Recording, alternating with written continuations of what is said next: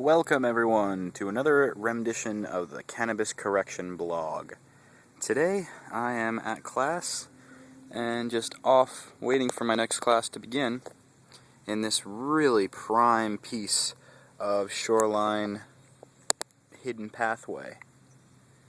Yeah, it was interesting. This was very close to where my school was. It was literally a path off of the parking lot, and knowing me, I don't drive, so walking everywhere is pretty much one of my favorite things to do. I love adventuring and I love exploring and finding new things, so I had to take this path. And boy am I glad I did, because look at that view, guys. I mean, that is... I wish you could just get better quality, the eye vision quality that I'm seeing right now, because this camera does not do the ripples justice. I don't know what it is about water. It's probably, again, because of video games. I take such close noticing to how things render out. But I love water fluidity, and I just love the movement of it. There's something very captivating about it, and you definitely can't see it with the cell phone camera, but there's all these little gnats and bugs on the surface, and it's very fascinating. I'm just sitting here pondering what it's all about. But anyway, that's unrelated to cannabis. I'm just doing very well, and since it's a blog, you should probably know what's going on. Today I read a disturbing article put out by, I'm not sure what site, but you could check the description to read it yourself. And it was about our friends DuPont.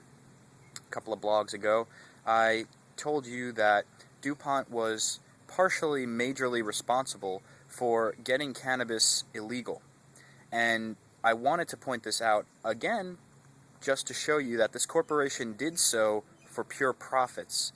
It didn't do any of this illegalization to protect you or to better society in any way. There's no possible way, if you've watched any of these blogs, that banning cannabis could do that. It's only created more problems than good. And this article just kind of proves it. It's, today, 2011, compared to 1937 DuPont, they still have the same profit-lusting pattern that we could see in the past. And what it is their weed killer that was just supposed to get rid of weeds for landscapers. So golf courses, Jonesy type homes who have to compete with one another to keep up with the Joneses, those people were using this weed killer. And astonishingly, it did not kill weeds, or it did kill weeds, but unfortunately killed trees as well. So all this luscious forest is being destroyed right now by the DuPont weed killer, anybody who uses their weed killer. I'm not a fan of any chemicals, any kind of chemical manipulation to anybody's property. I'm not a fan of that at all. There's always a natural remedy for it. It's just normally free or low cost, so you're not going to hear about it, because companies like DuPont, who are only trying to make a profit, keep that information out of the limelight. Off the top of my head, I can't really tell you what's a good concoction for killing weeds, but I do know it involves peppers, very hot peppers, and some other kind of natural herb. But it's all a natural remedy that can take care of this. You don't need to be poisoning your lawn with weed killer. Something people don't consider is that once the runoff from the dead weeds is done, it goes into your water system. That's going to happen whether or not it killed the trees. It's going to get to your water system. People have to start thinking holistically. They have to think about the bigger picture. That's what holism means. Before doing certain things, even things like throwing out your garbage. For example, to make my garden much better and stronger, after every meal, if I have any scraps left, because I'm vegetarian and all I eat is fruits and nuts and other vegetables, I'll take the stalks and scraps of all that food that I can eat, and the nuts and whatever, seeds, and find a good compost spot. So I compost every single meal that I eat, and I do it, just walk out of my kitchen before I eat or after I eat and take it all out. So people really have to get down to that level, maybe not so nitpicky, but at least consider the larger picture before going around spraying all this weed killer, which is now killing trees. And the end of the article is really poignant. It says, when will we learn?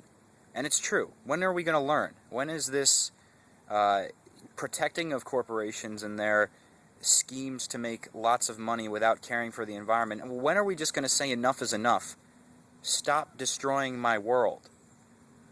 I don't understand why people have a resistance to saving trees or resistance towards bettering the environment. Again, it's got that negative connotation, that moray, that idea that's been spread throughout media that you're just a tree-hugging hippie if you care about the world you live in. But fuck it, I care about the world I live in. I don't want to live in a shithole. I live in New Jersey. It's not a shithole all the way. There are good places and bad places. Areas like this, gorgeous. Absolutely wonderful. And that's why you come to Jersey. You come to see these beautiful rivers and landscapes of a marshland, and you come to visit, go to the beach, and you enjoy all the people there. But there are some parts of New Jersey that are completely industrialized. And at least in my feeling, they don't need to be that way. I don't know what all those industries are for, but if they're anything similar to our friend at DuPont, they're just all about profit. And how you could tell, and it's humorously sickening, that they just automatically jump to this. They don't say, okay, yeah, we screwed up, we should have tested this longer, we should have not just ran out the door with this caustic chemical, because it's killing vegetation. Whether it's a weed or a plant, a weed is a weed, it's vegetation. And I'm not even speaking about cannabis today, I'm just pointing out that DuPont did not make cannabis illegal for the purpose of your protection. It was only for profit. And there's too many P's today. But they should have tested this a lot more. And instead of being a bigger company and saying, all right, we're going to recall this product and we're going to see about what we could do to, maybe replace the trees that we fucking destroyed. You know what they said? They said, oh, just wait a while. Maybe wait a few years to see if the tree comes back to life. What? Are you kidding me? Wait a few years and see if the tree comes back to life. Okay, we are experiencing forests that look like they were torched. And you're telling me, wait a few years, maybe they'll come back. Fuck you, DuPont. Fuck you and your corporate profit greed. It's sickening. There's us and then there's them. That kind of structure seems to be true throughout society, throughout the ages. There's always us and there's always them. The us and them of my generation, of Generation Z, seems to be corporations, those who only lust for money, and the people, the real people, you and me, who communicate on maybe not a one-on-one basis, but on the one-to-many basis of the internet, trying to really solve what's going on here. And that's the battle we have to wage. It's not a war that's going to involve violence, but it's a seeming to be war that's going to be ensuing some monetary discomfort amongst many. Even us. Even us. I don't want to get too in-depth with this blog as to what kind of cuts we have to make in our own lives just to be more fiscally responsible, because I always believe you shouldn't just point the finger and say change. You should point the finger at yourself and say evolve. And by that I mean be the example. Don't just say do that. Do it yourself. Do it in your own life. So yeah, you're not a corporation, but I'm betting you could make some differences in your life, some changes that would make your time here in this environment a lot more synchronistic. Not synchronistic. What I'm trying to think of the word. Symbiotic. Sorry. Not synchronistic. Thinking of machines too, but yes. Make your time here on this earth more symbiotic. We could all do something to better ourselves in that area. I mean, and if it's just walking the paths like I do instead of driving, or throwing out your scraps, anything helps. I'm DeoGenZ, and I'll see you next time.